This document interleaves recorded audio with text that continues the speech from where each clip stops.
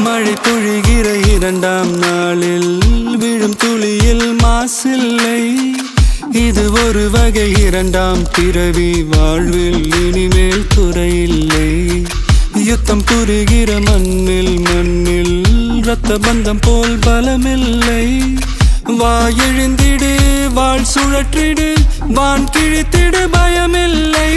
கீச்சை மறந்து போன கிளியின் மௌனம் போல இதயம் தவித்த போது நீ இசையாய் உள்ளே வந்தாயே.